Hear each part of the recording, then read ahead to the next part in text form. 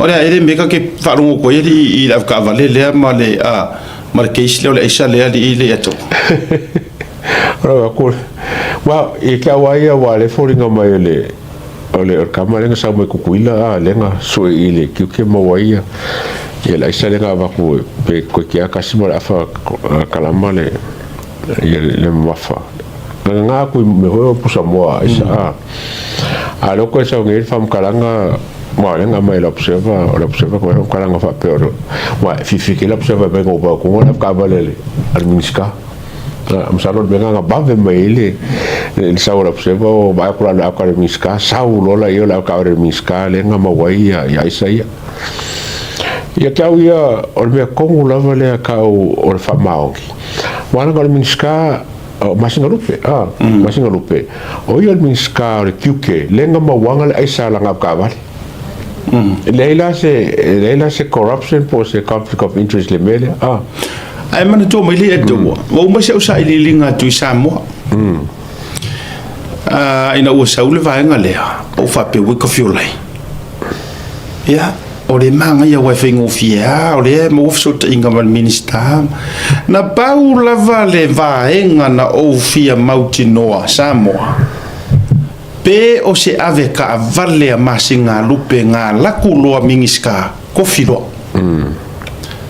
nga pawanga o mengo filo pe o se ave ka vale nga susua kuloa le fionga le mingiska kuli le ave ka vale sa yai mua awa o tuala Ponifasio sui parmia o yesa mingiska ile kiuki o ilo foi tato fa pena langa o manatu na fa fai fesili ma manatu na o lo tanga su ia langa foi o le wanginga o le ave ka vale ale mini star le tangata le tua mai o le au tau mawhai avatu whala au whaasai no le isa le sa mau e kongo pusa moa ka milo lo malau su enga se ka ko o e su e walanga mana tua mai o le au atu minister fou whai ngā malo fou fato a sfuru vaiaso le usavalia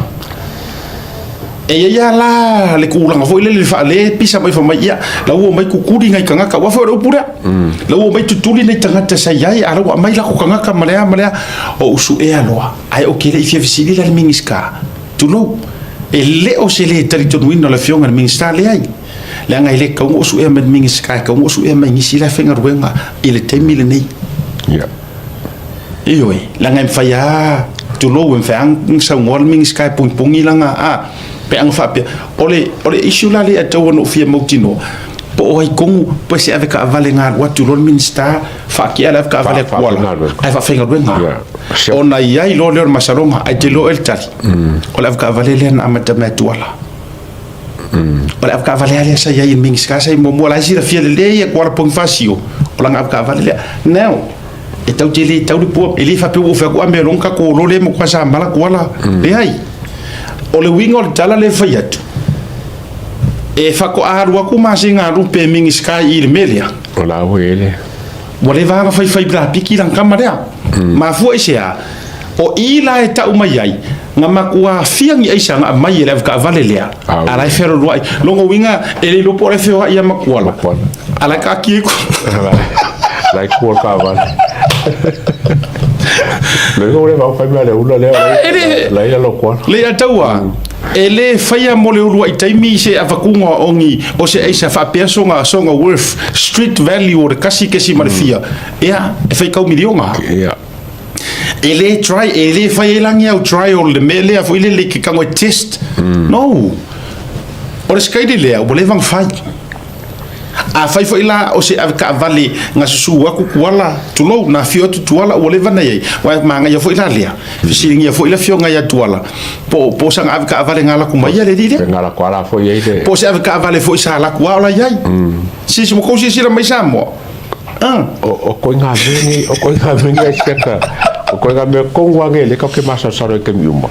o ka nga kala pange like ko ma sao ko mo ai se kongo sabo o ka nga kala fa pengi e la ko so ka nga mal malo ya o to si sila la ya awala nge ya ro ka ko ma fo no o te o fa ya tu a me o to mo fa ya tu o to puni le tu langa fo le a mea I ke o ka ufi fora fiona mingiska no le o au iti o le upumoni lina kusa ai se me ka fa ai o mau kai a o lai ave ka vale I le fiona mingiska ke mingi ai foi se me ka uon ka upungi o improve mingiska le so nga fa le kiuki ne wa lenga mau wa le mo ka mau ai le mo ya wa sila la ya o le ta te vai sau o intel le sau ngwala ngola ya on initial intel le sau le sau kemini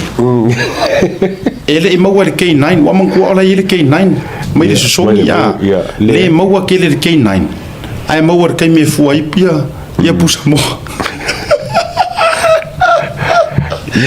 ya nga va ku fa pe nga mo monsieur suenga wa falari wa mo ka ki fa pe ni ma ka rio mo lo le customer mo ma for pusa mo ma sa nga ko me pusa mo ai paulo pusa mo mai pe na te fa ya ole fa fe kai lo loko wa maua who cares to lo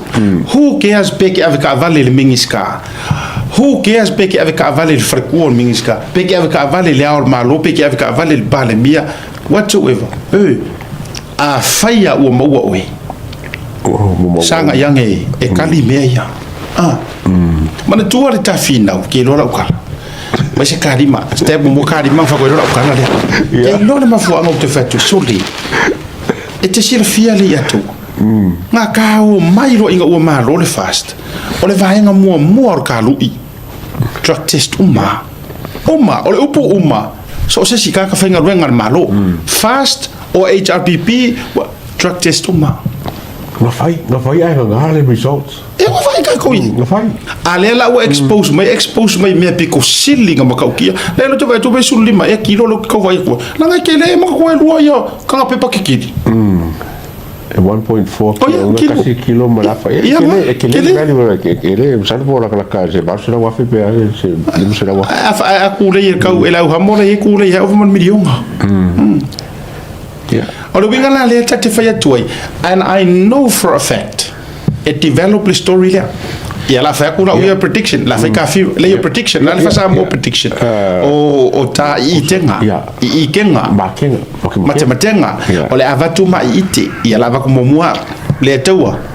it develop e kaukala la ka vale e ka ungi e yai o ke karikong e yai le tangata mawalunga atu lai to ton no official kiuki I know that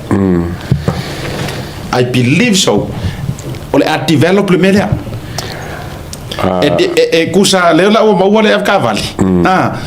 ele haru ko kasi da ka vale la lo le media ni ai era ka sa o kele ko fora ka vale he's not going to go down alone kelo e ir kanga kala ke vai con o official kiuki ale si foi mea o feo ku kuira sa o mongi mea ami ko kire ko ia maro ai po ai ko kuila foi la foi ka upunge o fa ka o leisa irva il kankana le yo mongi si ka ngaka ya le la ta to vai le mana ya ai se ai le lei tulu ai se la ta to vai le similar cases tulu foi lo to ta par case le to le vana pale mai le fatu to le to sa mo ta si lo filotas ai also le raid leo news mai ai wa fiesta si walo o sunga fon fitala ila ngole headlines alenga wa fia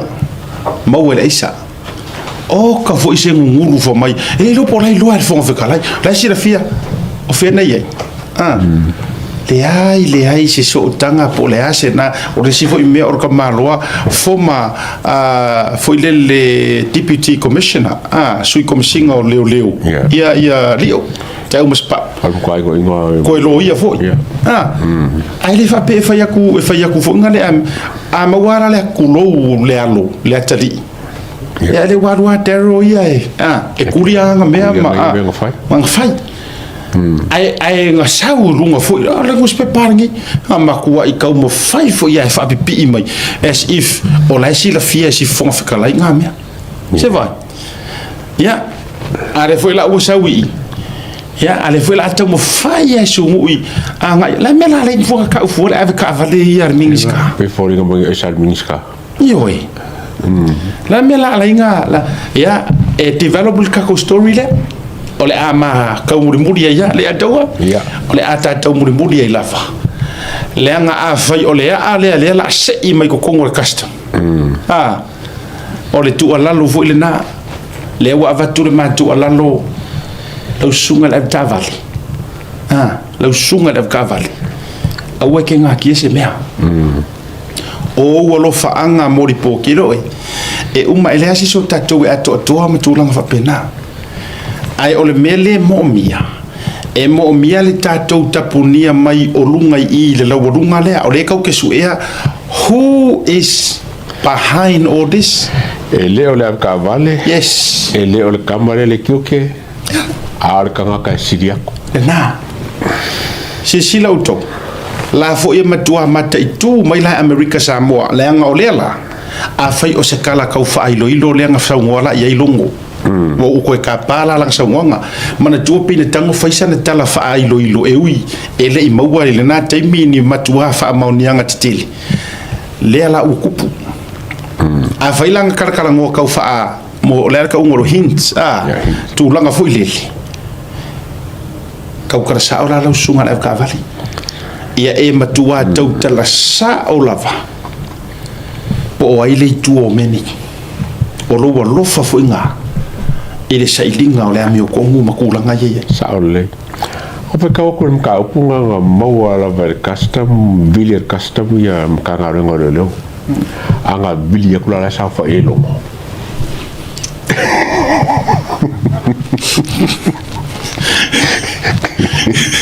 papengele sini ko ya wala filming mo fury te fia ya wala e kusa fa yo su e nga ku aku or ka kala sa fa I ko kong o le fionga mingiska kasi le ko mangu sa fa ile lo se fu le nga ku I ku or fi nga la au le mali to sa I la mi ton masinga rupe so e oso akurai orkast mawinga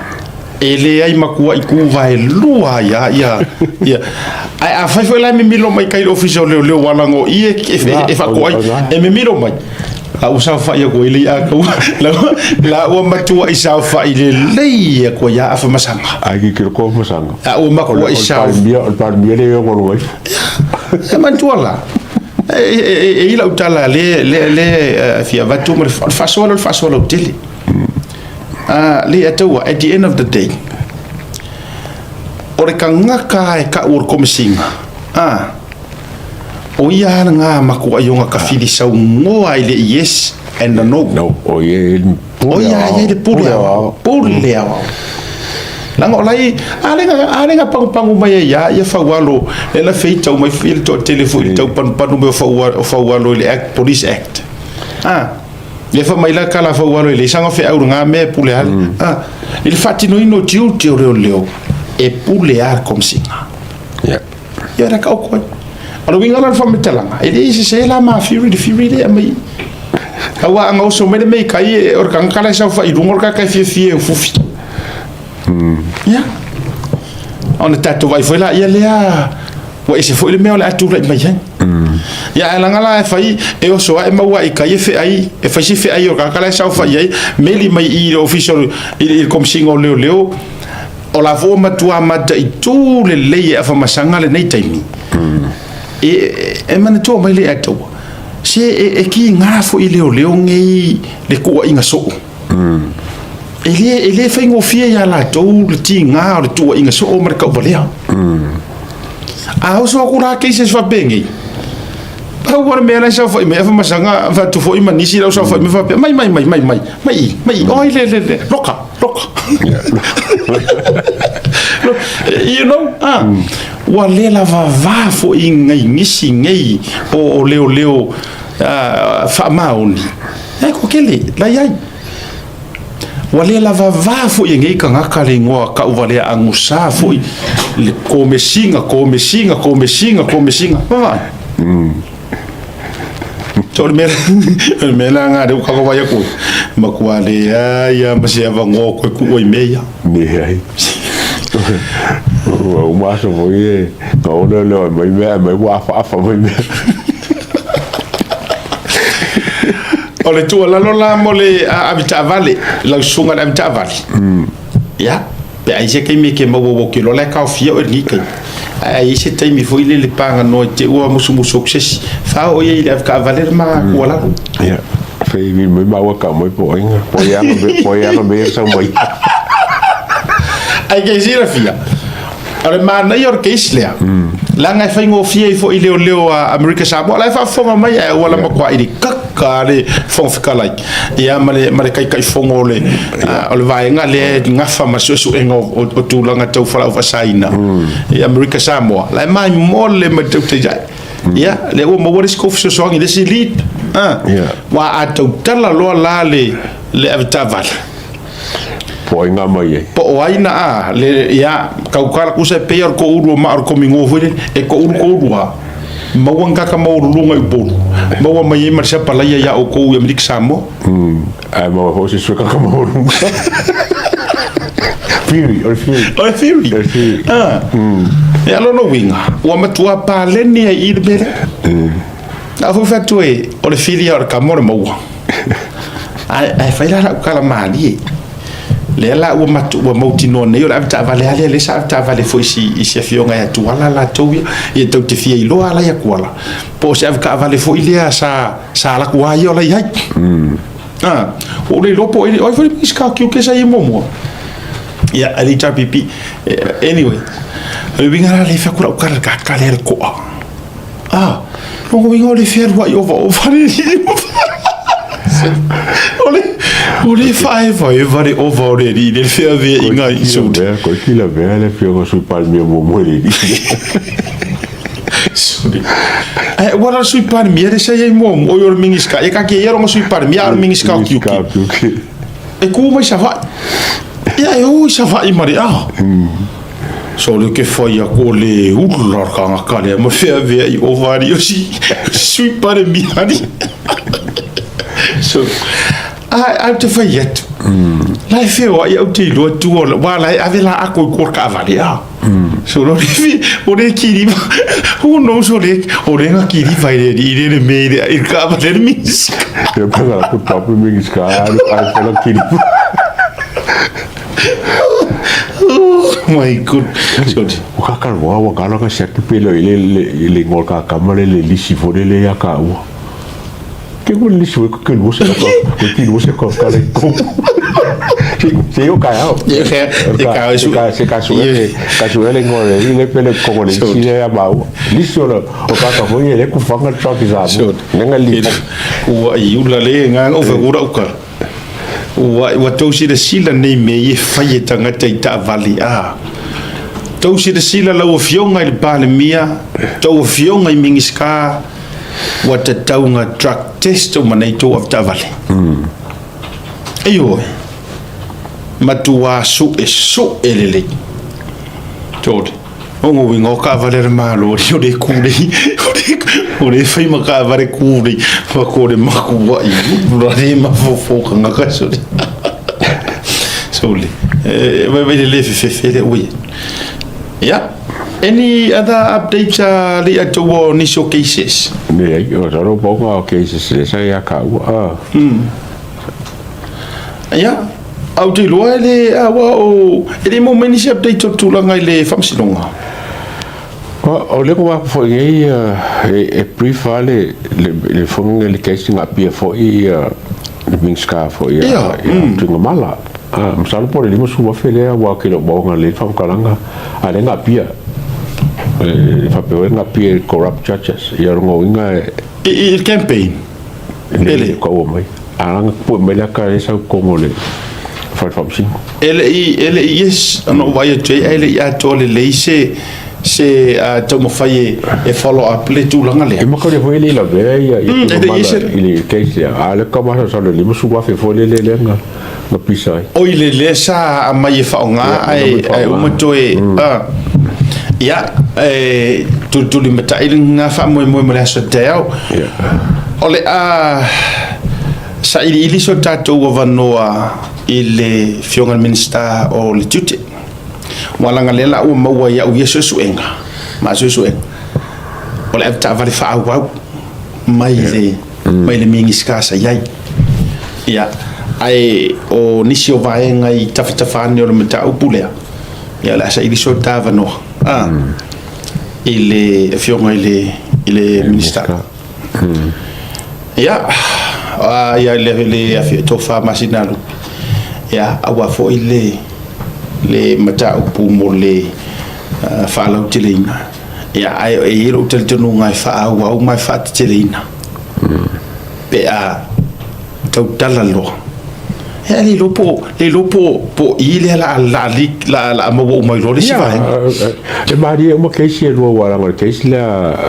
ko mo fo le ma vangari. Pe foringa mo la makanga le la me la nga I le suenga le funga le ver kamle al keisle pe foringa mo le la amaka onga o ka kilo ai le me le kafe mai ai mo le alu ai le isa taua tele awa o le tatou te elea le mo Samoa tatou te ia e le tūlanga o le whaofi atu. O manka whakarangoa le fionga le whaurulunga le malawa lele a oia foi o le tūlanga foi lele o le whaafomai o le medicines Samoa ma le tūlanga tau kemisi. I oe ka maloa e mawhainga lai maua umai Samoa lea ia ingredients e whaile me lea e kukai ai se Samoa lono winga ia ele fisiling ia na tulanga ale foi la tuma tama lea o winga la o kukai e Samoa la fa e Samoa o me va kui fafo o kama kanga le sa mo Colombia I America I sauro fafo I funga Pacific ka kongi tu sol tamala le tu sale o matua filo ile sai ko marki kangia mantu le sai linga le ta ua o le homemade o le dirty male pure o upuna na fa nga mai o le dirty do winga kamera le homemade ia o kamale pure ela le va yanga pure mai ko pusa mo oh my god boy ia ole tele o tatou lisi lea mo outou le ai o le tatou lisi lea le sa mantou matou e taufia e le ai e le public follow e tele mo ele o se lisi foi le kui mamasi ai ngi usi le ave official lo ave o ma le ona ave le lisi le vai le itanga te va mai anga mai lunga le lo lisi foi le tanga ia le na mo le susuenga or classify information yes ele ma faiona tato batua ilunga ya ele ono tulanga e taoto ya awa ia sai linga foi malo ya